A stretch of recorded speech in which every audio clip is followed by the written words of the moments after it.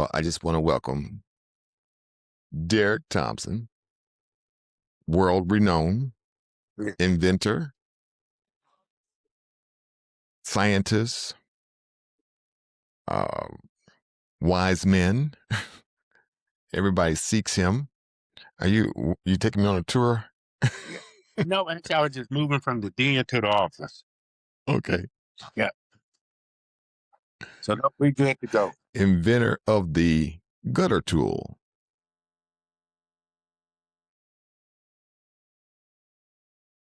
So this circuit is all about people who wear different hats. I got my hat on. You don't have to wear a hat, but I know you wear a lot of different hats because of things that you say to people and how you convince them that they can do what they do. Is amazing. So, where'd you start at? Are you from Michigan? Yes. Yep. Born and raised in Michigan. Family from the South, but just born and raised in Michigan. Okay, so you got a lot of engineers from the family that's in the South as well. Nope. So, Derek, when I started this journey, honestly, I was a product of the 50s and 60s okay, where the plant life was the epitome of your work career. all And right, if yeah, couldn't get a job in the plant, making plant money, you wasn't successful. That was all that we knew back then.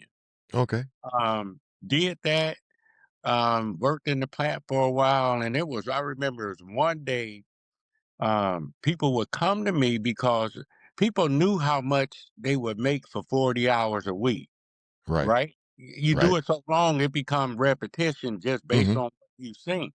Well, now if there's a short work week and it ain't 40 hours, you'd be amazed at how many people didn't know if their money was right because a lot of people couldn't count an egg. They live And in so, paycheck to paycheck. well, and then they didn't have the formal background of being able to count. You know what I Okay, mean? yeah, Knowing multiplication and all of yeah, that, everything that went into figuring out what your money was. And at that point, I remember saying to myself, Lord, why am I here? I need something that's bigger and better for me. And at okay, that point, I made a decision to just go for it. In my family, nobody ever was a business person or nobody was ever what you would deem successful. So I had to make a decision early on. Is it worth the risk? Is mm-hmm. it worth the risk of trying this and failing versus Right, just getting a job, paying my bills, and doing like everybody else? And okay, my okay. answer was no, that wasn't good enough no more. So are you a tinkler? Like you like take things apart and put them back together As and a build on kid, that? every time I got a new toy, I tore it apart just to see how it worked. That's Yeah, just my brain. that No seems to matter be. where I go, I take a building to the studs. Hmm. Yeah, as I sit there, I just visualize how they put this together. What did it take? I mean, that's just how my mind works. It's always in solution mode or understanding mode. I know as a kid, when I take things apart, I get in trouble because you better be able to put it back together. I would just make sure it work or checking something. A lot of people come to me to try and fix things like that. So you were also able to put things back together and fix them, do repairs on them. Yep. Yeah. So Yep. what's your study? Did you study engineering? College Kind of graduate? sorta. No, I started with drafting at Henry Ford Community College, and I had a couple of engineering classes at Lawrence Tech. Uh huh. Um, and I was really into school until they broke my spirit. I Okay. remember I had it was an English class, Okay. uh, and I had to do a paper. I did a paper, and Yeah. I was doing my year end paper on Malcolm X. Okay. So Interesting. my wife, Maria used to be a newspaper editor, right? She's a lawyer, so Maria know how to write. Mm-hmm. So I took a couple classes down at the Detroit Library to learn how to write an essay, the whole 9 yards. And my paper was so good, he gave me a D. And he So, just told me, "You people don't talk like this." uh-huh. And I said, "Well, if that's the case, then you prove that it's plagiarism. You prove I plagiarized it." Oh, that's what he was trying to say. Okay. Yes. Yeah. So what do you And mean, people don't talk like this? yeah, you know what, Derek? I was so proud Yeah. of myself.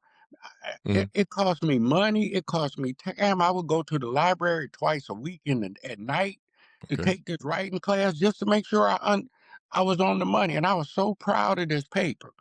And when he did that, all of my other teachers, except one, was like, they kind of hit the roof. So right after that, I went to the co-op department to see if I could get a co-op job, right? Okay. Um, and lady in there, and I can remember her name. Her name was Nancy Subster. Uh, she was like, "Well, dear, I'm not so sure you qualify for internship." Long story short, this is the greatness and the goodness of God. See, because right after that, there was a girl in my drafting class. Her Hmm. husband was a director of engineering at Pioneer Engineering, and he was looking for a black guy, and I was his black guy. So when I came in, I thought I was doing, my standards always been high, and so I thought I was doing a mediocre job. But doing the job review, come to find out, I was blowing everybody out of the water. So they Okay. gave me a position Exceptional. that I kind of led the team. So fast forward 4 months later, after that, guess who comes to Pioneer Engineering? The intern director, Nancy Stuffsker, right? Hmm. She Hmm. comes trying to see if there's positions that she could get some of the Henry Ford students over there on the internship. And what did they tell her? You need to go see Derek. When this lady sat down and lifted her head and saw me on the other side of the table, Hmm. her world crumbled. Okay. Her world crumbled. And that taught me a lesson that nobody can dictate how far you go. True. I mean, nobody, irregardless of what they say, if you got the fire in you, there's always a way to get it done. If it's possible, you just got to figure out what the possibility is. It's Hmm. never impossible. So, Okay. so that's just been my mantra, man. And um, through my whole career, I got all the crappy jobs nobody wanted to do or couldn't do. I did them. Hmm. And the good news is I never looked for accolades from people. As long as I did a good job and I knew I gave it 100% and the good Lord was with me, I was all right with it. So you've traveled the world. You've met some interesting people. Did you get all this experience from the traveling, or you already came prior with the experience? You already knew all this Uh, stuff. You sound like you pretty were involved in some heavy things there. well, most of my stuff just came from work stuff, man. Okay. Like when I was doing I remember when they had the Iraq War, and I'm gonna give you a real short story on this one. When Hmm. they had the Iraq War, I was sitting in the living room, right? And I'm sitting there watching TV, and the newscasters say there was a pallet, a 48 by 48 by 5 feet pallet, and the pallet was all money. It was $836 million of just cash, Hmm. and nobody knew what happened to it. And I'm thinking to myself, well, this is where I need to be. If they can miss 836 million in a whim like that, which we know it ain't gone, that Hmm. was a payoff. Um, then I need to get into that. And but lo and behold, I found one person. That one person got me with another person, with another person. Um, and so I became almost an armor guru. Uh, Okay. I mean, the guys that I worked for, when people would come to them, first thing they would do is say, "Shit, you need to go talk to Derek." He, that's just what I do, and it's not to toot my own horn, but I'm just humbled So that I had this existence. you have a certain way, a certain aura that brings people into you. I guess that you draw people. How do you bottle that? How do you sell it or give that to somebody else who's watching this podcast? And this circuit is all about people who wear lots of hats, and I know you wear several hats, and we're going to talk about some of those hats.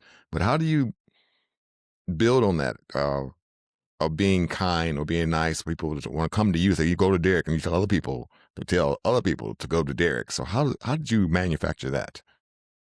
Well, the honestly, what you see is what you get, Hmm. and that's the one thing people always appreciate. If I'm gonna do it, I'll tell you I'm gonna do it, and if I ain't Okay. gonna do it, I'm gonna tell you I ain't gonna do it. Period. Man of your word. Um, and my word is my bond, and Hmm. people know me to know if if I say I'm gonna get it done, you can hang your hat on it. Mm. Uh, I remember when I was working for Halliburton, but it was through a company in Michigan called DRS Radiant, right? Okay. So I get there and they're like, "Derek, we got a problem. We can't get this the company down." It was a sister company they had in White Plains, Arkansas, and it's like, "You got to go down there." And I'm thinking, "Oh Lord!" So travel down there. Ain't a brother nowhere in 150 miles of this place. So even when you fly into Missouri, you got to drive 2.5 hours just to get Okay. there. There ain't Okay. no close airport, just to In the tell you, sticks. in the sticks. Yeah. So when I walk in this big 200 and some thousand square foot building, you can hear a pin drop. And so me and the plant manager went in the office and I say, "Bob, here's the deal." I say, "You guys ain't gotta like me and I ain't gotta like you, but if I fail, you gonna fail. If Hmm. you fail, I'm gonna fail. So we need to make up our mind right now Right. if we gonna do this or not, because I can go back home." And he went went out in the shop, to, talked to his guys for about 30 minutes, came back. He's like, "Derek, they said let's rock and roll." And we rocked and rolled. Hmm. So you pulled the team together. Yeah. And then too, you know what? DC, over the years, I've learned to just have no fear because I'm Mm. confident Okay. in what I know. I'm confident in what Mm. I can accomplish. So when Yeah. I walk into a room, I'm not worried about somebody throwing something at me that I ain't never seen or can't handle. You know what I mean? So that gives me confidence that I don't worry about it. I always tell people I was eating and sleeping before I met you. I'm gonna eat and sleep after you. So it really Yeah. don't matter to me. Yeah. I've been offered jobs in other robotics. Do the robotics, and I said, "No, I don't want to go learn something else because I want to be very confident when I'm standing in front of people and tell them what's what. I want to know it in my sleep. I can be half knocked out and still tell you what's right. So, how'd you Uh, get into the tank business though? which tanks? Well, you was doing. I didn't think you were telling me about you putting plexiglass or some type of special glass or some type of metal Oh, framing. I build You've done soak several tanks. tanks. Yeah, I do soak tanks, big industrial soak tanks for people, and I do work on the Bradley tanks. Just Okay, depending on what it is. military. Yep, I've got burnt on a lot of that work. I've had this was a while back, but Are you shit, saying the I government shouldn't be trusted? Is that what you're saying? pretty much, yeah, pretty much. It can't be trusted. Just know what you're doing, because here's the Right. thing: everybody think government work is great money and easy, Hmm. and it's not, because if you most of the government drawings are so old they don't even work. So when Okay. people come out with new quotes for you to do shit, you gotta make sure that the drawing they giving you to use match whatever drawing is in the system, because if Okay. you build something to some drawing that ain't in the system as the last iteration, dude, I got stuck with probably 700,000 steel armor hatches, the hatches that go on the Bradleys, Hmm. because my part number was one iteration off and the buyer would not take it. So so what I had to do was I had to think, okay, so I went back into all of the quotes and I found where they had the kits. They were buying kits for the tanks. In the Hmm. kits, they were using the old hats like I had. So I sold the hats to the guys who were building the old kits. See, so nowadays you got to be a thinking man. So If you you repurposed it. you got it. Okay. I wasn't gonna get And stuck with that. these are the military tanks that are in the Army or Marines, or Yeah, all of them use the same type of tank. all of them use pretty much the same. They use your Abrams or Bradley or some shit like that. The only one I Uh, could think of, I think it was called a M1 yeah, tank. M1 Abrams. Yeah, that's the Is that the Abrams. Abrams? Is that the Yeah. biggest one? No, they got Yeah. some bigger ones than that. Yeah. I've been out the game for a while, so they got some new stuff I ain't seen. But Hmm. here's the thing: there really haven't been very many new military vehicles. This is why our military is at a disadvantage right now. Yeah. This is Using why. drones. Well, here's Place the thing, things up. but for military vehicles, you got to remember when they build a military vehicle, they only designed for so many hours of work. Once Okay. to those hours, they go to the graveyard. Do you know how many graveyards of military vehicles we got just here in Michigan? There's Oh, one I in bet. California that's probably, shit, 10 miles square. Wow. And they don't try and reuse them and But re-equip what they them? what they have what they call recap and reset. Yeah. Recap and reset mean recapitalization, and reset the vehicle. So Mhm. they'll get a certain amount of them and send them to a recap reset company. Like we have one up in, well, it's still up in there, Lapeer. We got one up in Lapeer, Michigan. I used Okay. to work for those guys, did some shit for them. So it ain't a military company around here that I ain't did some business with. The problem with me, Derek, is even with automotive, as long as I stay in the background and ain't wagging my tail, everybody happy. Cause Yeah. they can take my work and sell it to other people and nobody Mhm. be the wiser. But when people find out that I'm behind all that, then the customers run away because I become too big a competitor. Because I always hung my hat on, nobody's my competitor. I'm here to support all you guys.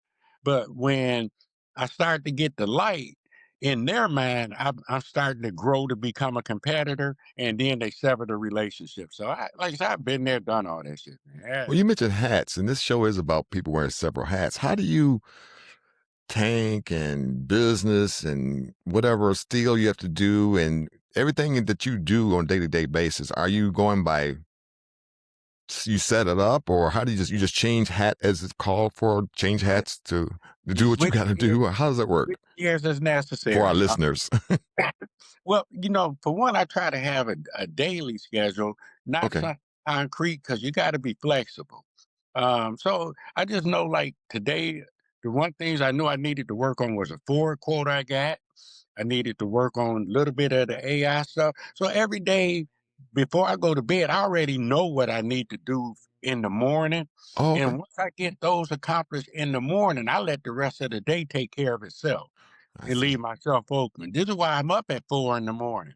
Because I'm Okay. up at 4 because by 8 or 9, I pretty much done hit my tick list.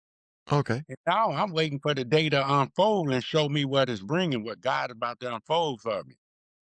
So when you're wearing different hats, what would you tell somebody else to position their life to be prepared to wear several different hats, whether it be accounting or tooling or doing what you with the AI? How do you tell somebody to organize their life, as you just said you did? I know you get probably what, 4 or 5 in the morning, and then you Yeah. got things lined up. So what you would tell somebody else that would help them? Well, first and foremost, I would say they got to find out what makes them tick. Okay. All right. Because if something's not that important to you, you ain't gonna devote that kind of time in getting up every morning to see it through.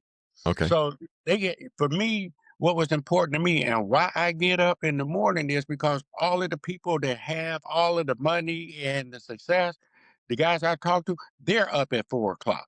So if I want what they have, I need to be up doing what they do. Okay. Period. There ain't no shortcut method. There ain't no uh uh uh microwave part to this.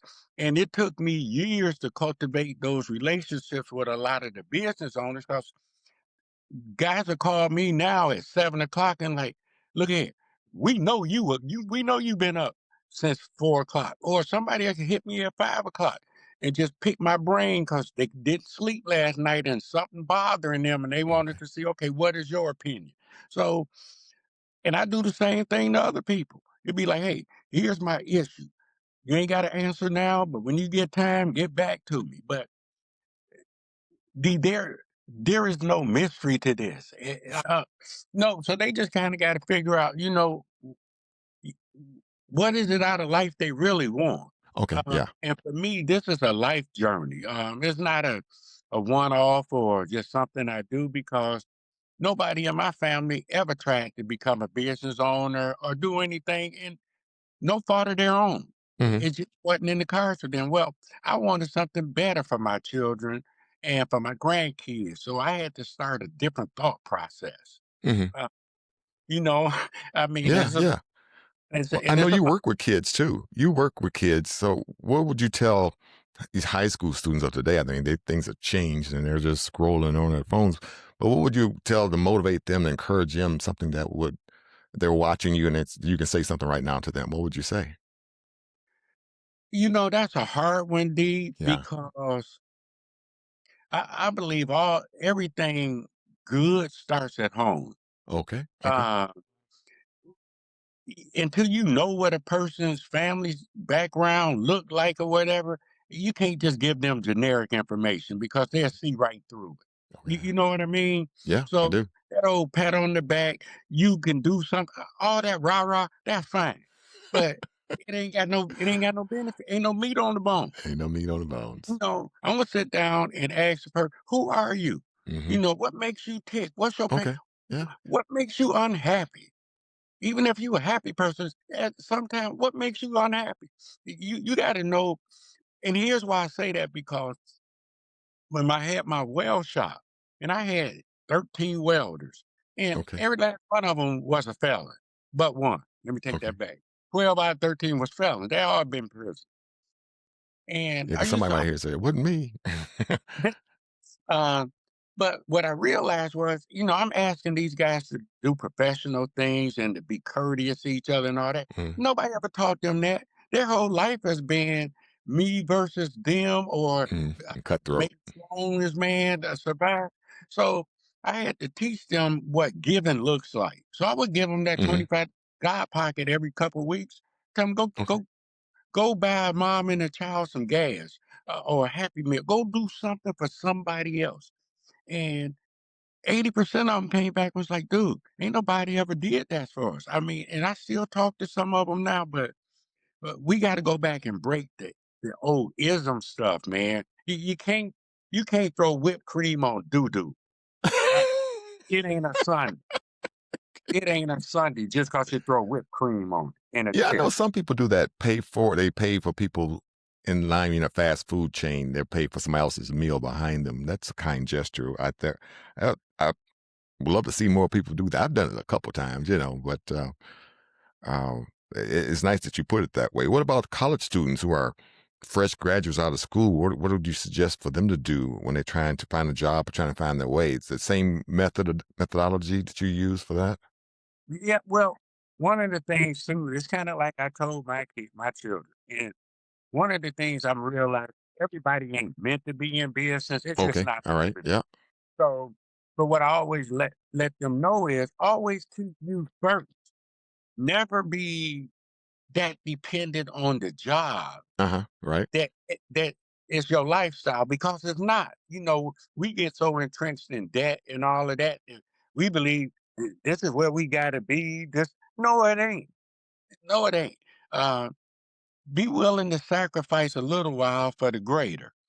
So even like my oldest daughter, she'll Uh probably huh. never go in business, but she got the skill set to go in business. So my talk to her is always, when you get tired, go do your own thing. You're capable. It's possible.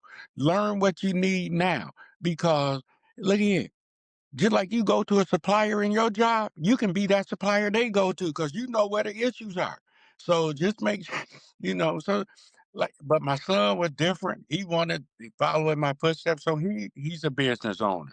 Okay. My my youngest daughter, she a hybrid. She a business owner, but she likes steady money, so she got a good job. And so they come with their own different flavor, man. Yeah. And Yeah. you just gotta know how to nurture what that real flavor is for them. Hmm. So each individual will get their own separate package of advice You of what got to it. do, how to Yep, handle things. Okay, I yep. see how that works. And then so we talked about the high school student and the college graduate. What about the person who didn't go to school or doesn't have education, but they like to invent things, which we're going to go get into that topic of inventing things, but they like to make things and try to bring it to market. What are your thoughts for them? Well, the first thing is, if they didn't go to school, they need to go figure out and learn what they don't know. Okay, Because in everything, there's something we don't know that's true. critical to getting to the next step. So, Hmm. like for me, being in business, I've been a manufacturer. Okay, So I buy steel, I weld steel. All my stuff is, I get my own inputs and I can create my output. This is different. you got an input, but you ain't got no control of the output. Hmm. So you got to figure out, how do I get the output connected to the input? No matter how minor, you got to start somewhere. So that's why for me, the biggest thing for me was figuring out where are my distribution networks. Because if Okay. somebody, no matter how much inventory I got, no matter all of that, if I don't have a way to distribute it to people, it don't matter. It Okay. really don't matter. So for me, and this is what me and Q talked about all day Saturday, while we were judging that Henry Ford was, because I got Q looking for some venture capitalists for me. Because it's like, dude, the work is done. We got proof of sale. We have Hmm. distribution channels. We're not in debt. We own our own tools. We need some VC money for marketing. And so Okay. we just talked through what that looked like in the whole 9 yards. And I'm like, I did the legwork. I took every roadblock that was thrown at me in the beginning, I got rid of it. Hmm. Yeah, I just talked to Q, and we had a great conversation. Oh, Q is something else, man. There's a He lot is. He's to Q. something else. He's good at what he does, Yeah, there's a So lot to Q, and Q got I long reach, man. yeah, he does. We had great conversation, man. That is definitely a podcast worth watching. So I can't wait to release that. In your reach, in your places that you've been, where have you been that you've really enjoyed the most, where you got um more good feedback about marketing and your products and how business work, good business sense. Is it better in the South? Is it better in the North? Better in New York? Better in California? Maybe Central America? It's all It the same everywhere you go. Yeah, with e-commerce, it's the same now. Okay. Let's just say the territory has gotten a lot smaller with the click of a button, period. You can be anywhere, everywhere. So you just got to make sure where you are is who you want people to see. Hmm. You know what I mean? So in the beginning and even up to now, I've been very leery on how much exposure I really put out there right now. Okay. Um, because it's a good thing, and then for me, it could be a bad thing because my ultimate goal is to sell this company. My ultimate goal ain't to keep selling gutter tools myself and all that. Somebody else got the bandwidth for all that. Somebody else Hmm. got a portfolio that this is going to bring value to them. What I need to do, I'm building a business case to sell it. Period.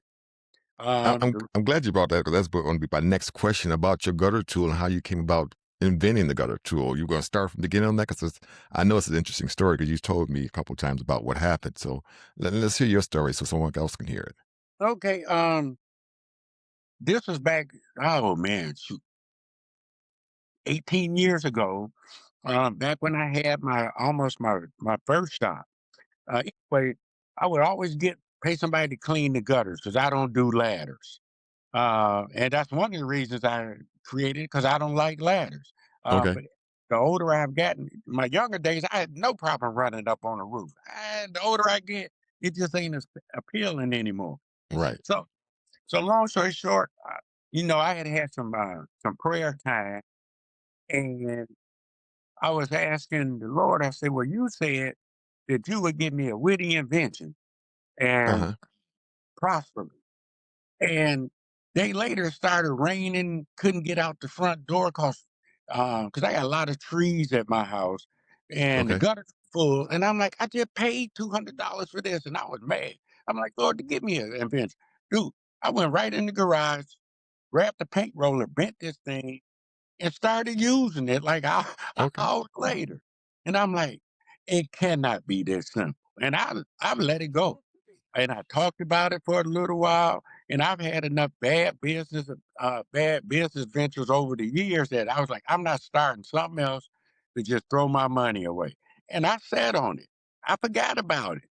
And like I say, Maria a couple years ago went to Arizona to see one of her friends. Long story short, one of her friends' husband um, is on patents with his company patents. Uh huh. And so we talked about it, and he had a friend that did patents, and just let's just say everything fell into place. So God really put this in the market. It wasn't me. Right. Right. So once you got that product out there, you just when did you decide that you're gonna mass produce it? When I saw it was a market for it, and Mhm. this is what I was telling you. This is why, um, for one, I was blessed that one of my old sales guys for my metal fab company Mhm. knew somebody at Myers, because Okay. that's what he does. He knew one of the buyers at Myers, so I worked with her. She liked it, so that was my first litmus test of Okay. somebody in that arena. She sent it to her people. They liked it. Yada yada yada. So that was the first thing to get me moving. Mhm. And I was like, okay, let's see if this dog really can hunt. So Okay. that's when I joined. Uh, I was talking to Lowe's because I had got Bill Bowe's phone number. So anyway, Bill Bowe sent me to his buyers. His buyers told me to go through Range Me and sign up for Into the Blue. That's Okay. how I got on Range Me because I All right. couldn't have gotten Into the Blue other than through Range Me. Okay. And so got into the Blue. But then Range Me start calling me and sending me all these emails because I put it when I initially do things, I'll put in a crappy set of who I am just to see What they if gonna do anybody with it? paying attention. You know Yeah. what I mean? Yeah. I ain't gonna put all my good shit out there just Right. to be out Right. there in space. So anyway, the range me people are just calling me. They're like, Derek, we got buyers calling us that never call us saying, who is this guy? Because you ain't got no information on your Okay. profile. Okay. Please go fill out your profile. And so at that point, I was like, okay, that was another one to tell me, okay, there's a little something to this. You know Right. what I They're mean? watching. They're watching, and the one thing I know about products is if it don't go today, it'll go tomorrow. If it ain't go Mhm. tomorrow, it'll go to sooner or later. It's gonna go. So that was what got me really heated up to say, okay, there is some interest in it. I mean, because nobody knew me, and it was all hodgepodge stuff, and that was the first iteration of the gutter tube. Okay. So what's been some down, things that you were able to climb out the hole on that with your gutter tool that you've had that our Well, listeners like can learn when I from? Into the Blue, this is one of the things too that I would recommend people. Whenever you go meet a buyer or somebody in that corporation, Uh-huh. get every name and phone number and email you can. Don't just worry about the guy who buying your stuff because he's probably going to be the last one to help you anyway. Okay. Get everybody's name because for Lowe's, I mean, I really had to beat the guy up to keep going through with it. And we were right in the middle of getting the deal signed. And Mhm. all of a sudden, I don't hear from him. I don't hear from him for a couple weeks, 3 weeks, 4 weeks. So I send him an email, and the email come back that he gone. Now, what would have happened if I ain't have nobody else's email at Right. Lowe's Right. to contact that was part of that process? So I sent it to the diversity guy, and I sent it to the vice president of Lowe's, Bill Okay. Bose. I'm like, look, don't mean to bother you guys, but I'm halfway in this process, and now I find out Thomas is gone. Please help me Right. understand what is my next step. What's That's going on? when Bill Bose sent the email, and 3 days later, I was in Lowe's. Okay. The team jumped in, the team came. When I met with them, there's like, there. So how far did you get? So I was like, here, I'm gonna send you the email. I'm gonna send you the paperwork I did. They were like, well, damn, you were pretty much right there, and he didn't get you over the finish line. They're like, Mhm. we're gonna take you over the finish line. So that would have fell on deaf ears, and I panicked in the beginning till I remembered I got somebody else's email. And Okay. so my thing is when people go meet with people, get everybody, even get the doorman email Yeah. or phone number going out the door, because you Yeah. never know who's gonna be the one that don't really reel you back in. Right. Doorman might make it to be president. We never know. Look, what doorman, he may have the ear of the president. Yeah. Yeah. Know what That I too. mean? That too. So, what's been the funniest thing that you happen when you do business and wear several hats? The slap your knee type of thing that you. Um, the thing is nowadays you just have to be so patient, man. You just have to be patient and just steady. Um, you Nothing know, made you laugh out loud. A No, nothing situation you wrong. were in that you like, oh my God, that's just too funny. I left this. I left my glasses on my head in the Well, last neighbor at a no, board no, meeting. Where my that whole glasses at? Lowe's no, that whole Lowe's thing made me laugh because Okay. I was like, "You idiot. This is just a good thing this is a good thing you kept steady with this," and I was like, "Thank God for Bill Bowles' email." So, I just laughed to say, me memory the brain. Hmm. Get everybody name and phone number in the room because I have a bad habit of when I'm in a meeting or something like that. If you ain't got nothing to do with what I won't talk to you. That Okay. changed now. I talk to every I get the caterer's card, I get everybody card because Okay. you just never know now where that gonna take you. Right. Right. Well, how about the most amazing thing that just blew your mind? Like I didn't see that coming. I'm just wow. What's the wow factor that's happened in your It ain't business? happened And yet. it hasn't, It's on its way. seemed like everything you told me seemed like it'd be a wow factor to me. It's on its way. Let's just say I've been feeling in my spirit that Uh this huh. thing is about to just blow up. I'm not sure how, but I could just tell it's gonna blow up pretty good because here's the one thing that I do know in business. There's 100 or 1,000 companies out there looking for some new product to bring under their umbrella so they can keep making money because they got a big beast to feed. Okay. Okay. I ain't got a big beast to feed. And this is Okay. why I don't want to add nothing else to it right now because I've been there, done that. Once you start that ball rolling down the hill, baby, you got to feed that beast. Yeah. Yeah. You Well, know, now I can go lay ahead. dormant and it don't bother me. You know what Hmm. I mean? I'm not pressurized to do anything. Okay. So you mentioned pressurized, but in that same vein, when somebody who comes to you and says, "Derek, we want to build a time machine. Or I want to build a time machine," and as far fetched as that may be, do you dismiss them or do you accept them, or what kind of money you're working with, or let's see how we can make this time machine, or did you choose the right guy? I'm not the guy to help you build this. We need to go talk to somebody else. Something that's way out there. How would you handle a situation like that? Well, first I would find out, how long they done been messing with this thing, Okay. what they have invested in it. Because if you ain't got nothing invested in it, don't expect me to invest in a lot of Okay. time in it right All now. right. I like See, that. and I'm sorry about it, but that's how I am now, there. Yeah, Hmm. if people don't love their ideal and all that good enough to put time in, don't come to me to be your time guy. I'm not. That ain't what I do anymore. Okay. So, I would just say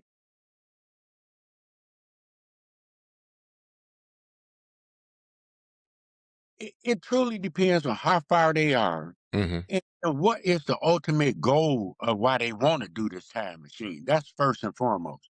Because if it's just to become profitable and they're going to try to do that, then that's a dead source to begin with. Okay.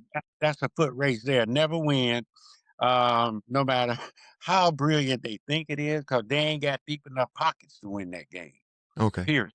So then after that, it really just depends on where I'm at on how much time I can really devote to somebody.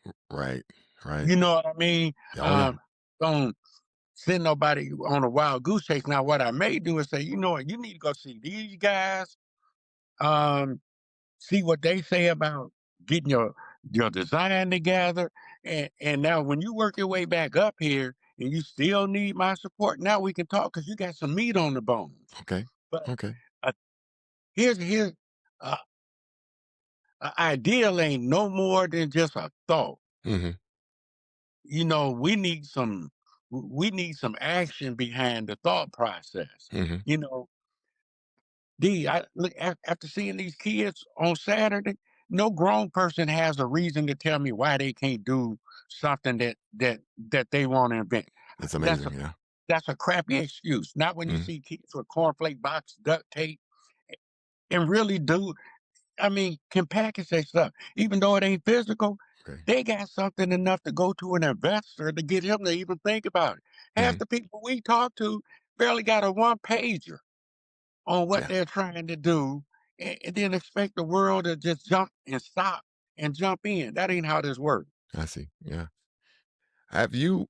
I don't know. In the subdivision I live in, I've sold a few of my safety vests to people, and sometimes late at night, early in the morning, I get a chance to see them. I say, "Oh man, they're wearing my product." So, have you been in your neighborhood or anywhere across the United States and seen somebody using your product, and it's maybe a proud moment at that time? So, oh, that's my invention. Okay, good. Yeah, yeah. How's that make you feel?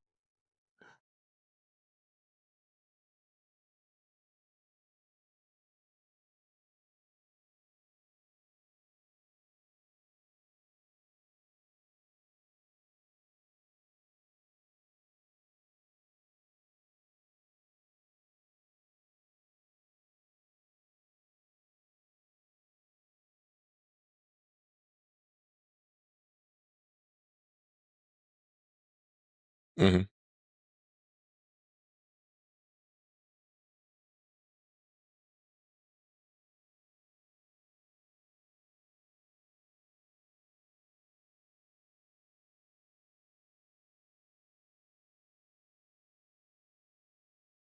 Okay, okay.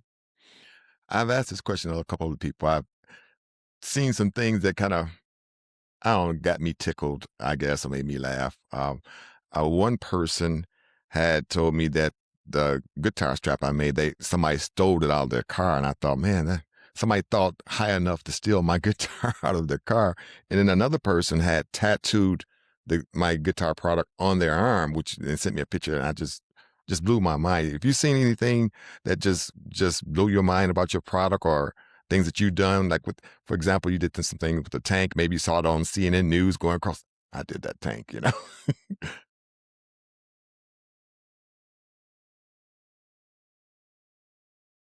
Yeah, yeah. That's what I want to hear. Yeah, that's what I want to hear.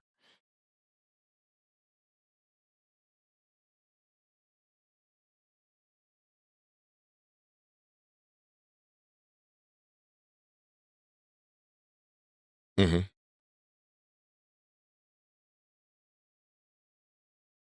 Okay.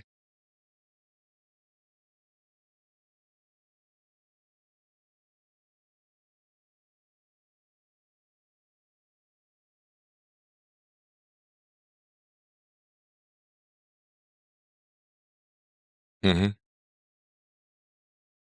Okay.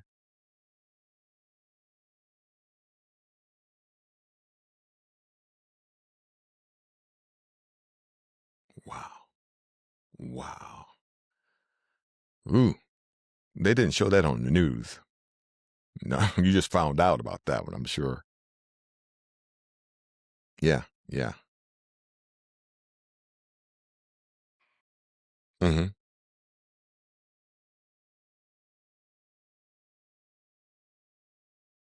Okay.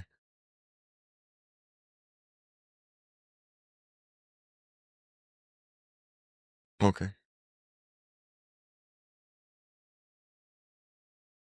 I see. Yeah, yeah. Well, Derek is a part of the EIG, which I'm so happy because his resources is way out there. So I appreciate you being a part of that. I got one more question I ask before we get out of here. I've asked everybody this question. If you had the opportunity to work with some inventors or people that you just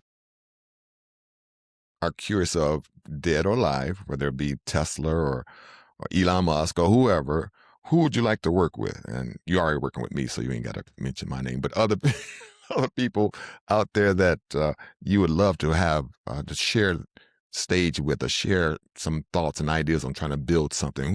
Who would that person be? Or several people, maybe a team of people. The youth of the day. Okay.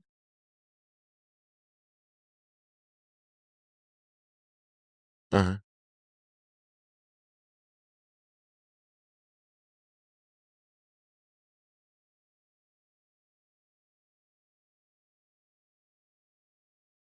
Yeah. Hmm.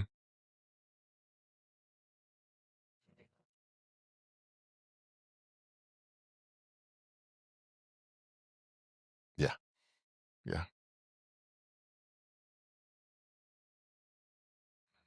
Mm.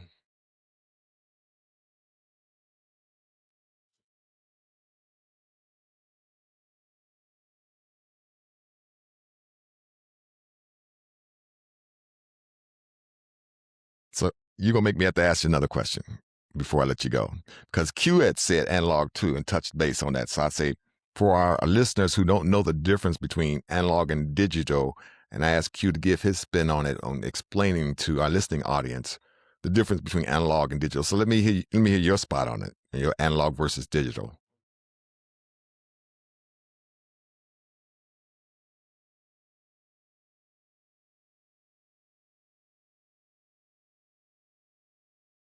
Mm, mm, mm. Smooth transition, like a watch, that watch that just keeps moving. The second arm keeps moving. Um, Everybody wants the watch, very expensive. I'm sure you got 3 of them.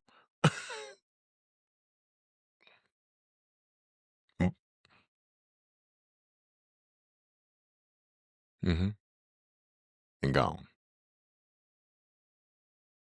step by step. Okay, okay, I'll buy that. I like that. Well, I certainly appreciate Mr. Derek Thompson being on the Circuit Show. Uh, Took me a little while to get you on this show, but I appreciate you decided you come on the show and be a part of this. Got a lot of good things that people are going to listen to, and I'm just overwhelmed with the information you gave me. I appreciate that so much. So we got Mr. Derek Thompson. Anything you got to ask me? I don't think you have to ask me anything, no questions, but